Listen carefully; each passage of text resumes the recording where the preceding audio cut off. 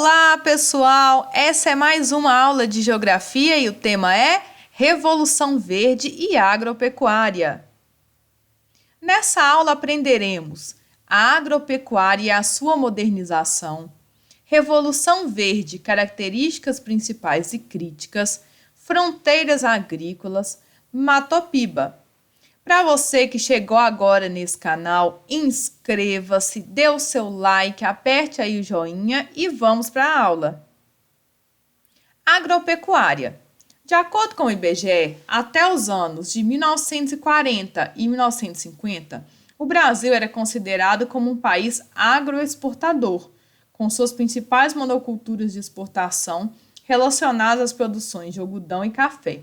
O estado que possuía a maior quantidade de lavouras era São Paulo. Então, o Brasil, desde a colonização, já era um país relacionado aí à agroexportação. Primeiramente com o pau-brasil, depois a cana-de-açúcar, algodão, borracha, ouro e, finalmente, o café. Na década de 1950, a agricultura possuía como objetivo principal abastecer os centros urbanos em crescimento e obter lucros para custear os produtos importados necessários para o desenvolvimento da industrialização. Então, a partir de 1940, o Brasil começa um processo do êxodo rural, da mudança das pessoas do campo para a cidade e vai, no final, gerar a urbanização do país, né? Então, nesse momento, a agricultura não tinha um objetivo tão agroexportador, porque ele tinha que abastecer as cidades que estavam crescendo aí no país. E também foi esse dinheiro que financiou o início da industrialização do país. A partir de 1960, inicia-se um contexto nacional de modernização da agricultura, do qual a manutenção das antigas monoculturas. Monocultura é quando você planta apenas um cultivo, porém com diversificação das produções, principalmente de milho e de soja. Há também a abertura de novas áreas de pastagens, enquanto ocorreu o recuo da área já cultivada com lavouras em zonas de ocupação mais antiga, tais como Rio de Janeiro, São Paulo, Minas e Rio Grande do Sul. Então, nós sabemos que a região sudeste vai ser aquela que vai ser mais industrializada e mais urbanizada. Portanto, ela vai ser uma área que não vai ser tanto mais de agropecuária.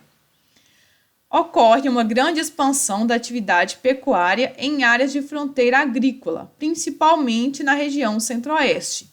Então, se não há mais como plantar lá na região sudeste, que era a área que tinha antes a maior parte de plantações, principalmente de café, aonde que os agricultores, né, as pessoas da agropecuária vão fazer aí as suas produções, os seus produtos na região centro-oeste. Então, a nova fronteira agrícola do país, que é a região de expansão da agropecuária, será a região centro-oeste.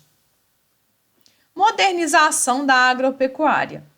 A especialização agrícola baseada na ciência e na técnica inclui o campo modernizado em uma lógica competitiva que acelera a entrada de racionalidade em todos os aspectos da atividade produtiva, desde a reorganização do território aos modelos de intercâmbio e invade até mesmo as relações interpessoais.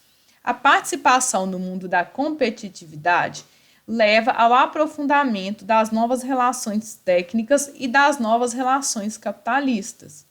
Então, nós sabemos que a partir do século XX, inicia-se esse processo que vai gerar aí a globalização, que é o processo que a gente vivencia hoje, e ele é marcado por uma grande competitividade global, né, em que os países têm que competir entre si para vender os seus produtos e que o comércio, os transportes estão cada vez mais interligados.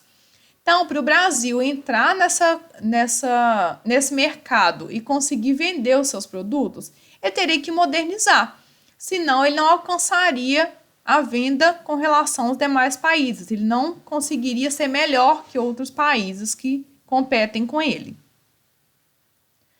Revolução Verde. Revolução Verde resume-se ao conjunto de invenções tecnológicas cuja finalidade é melhorar a agricultura. Essas iniciaram no México e obtiveram êxito, por isso alcançaram outros países como o Brasil. Então, o Brasil precisava modernizar o seu campo. Esse processo de modernização do campo é chamado de Revolução Verde. E ele aconteceu primeiramente no México e, como deu muito certo, outros países no mundo seguiram esse mesmo exemplo, inclusive o Brasil. Como resultado, ela multiplicou a produção de alimentos, que supostamente seria a solução para a fome global. Então, antes se imaginava que o objetivo da fome global, a causa da fome global, era porque faltavam alimentos no mundo. Então, seria porque a produção de alimentos não era suficiente no mundo. Hoje, nós sabemos que o problema não está na quantidade de alimentos, e sim na distribuição. Hoje, nós produzimos bem mais alimentos do que nós consumimos. Mas os países que necessitam desses alimentos não recebem. Então, seria um problema de distribuição e um problema também relacionado aí ao capitalismo e exclusão social. Mas a Revolução Verde recebe muitas críticas, principalmente na área ambiental e social. Dentre elas, destacam-se o incentivo ao desmatamento e o uso indiscriminado de agrotóxicos. Então, quando inicia essa fronteira agrícola, do qual os agropecuários saem da região sudeste e vão para a região centro-oeste, a primeira coisa que acontece é o desmatamento. Por quê? Para implantar as áreas de pastagem, as áreas de agricultura, geralmente os agroexportadores geram o desmatamento do bioma local, que no caso é o cerrado. E também pelo uso indiscriminado de agrotóxicos. Nós sabemos que hoje a maioria dos produtos que consumimos possuem grande quantidade de agrotóxicos. Por que os agrotóxicos são necessários para esse tipo de modelo de venda externa? Porque ele evita a propagação de insetos e de animais que poderiam impedir uma boa produção. Porém, isso faz mal à saúde do consumidor. Com o objetivo da produção de commodities de alto valor comercial e vendas para o mercado externo, então, commodities são esses produtos que são vendidos em larga escala para o mercado externo. O setor agropecuário modernizou-se através do aumento dos investimentos públicos em infraestrutura, armazenamento e produção agropecuária, bem como a utilização de agrotóxicos em larga escala, com ênfase no plantio de monoculturas, que resultou na expansão de terras agricultáveis em um curto período de tempo. Esse processo ficou conhecido como Revolução Verde. Então, nesse slide aqui, a gente tem basicamente um resumo daquilo que a gente passou antes.